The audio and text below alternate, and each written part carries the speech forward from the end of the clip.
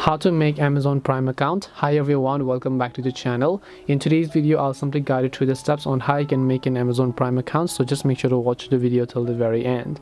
Now if you'd like to make an Amazon Prime account, all you have to do is simply first of all open up your browser, then just go to primevideo.com.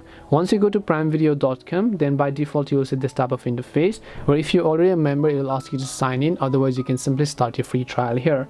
So tap the start your free trial option, then basically it is going to ask you to simply sign into your existing Amazon account. Now keep in mind that your Prime Video account is not a separate account, it's just the same Amazon account. So just like how your Google Drive, Google Photos and Gmail is just your Google account, likewise your Prime Video, Prime Music and everything else is just your Amazon account itself. So you might want to just create an Amazon account. Now if you have not yet created, then you can tap the create a new Amazon account here, and then make sure to simply go ahead and enter the first name, the email address as well as the password.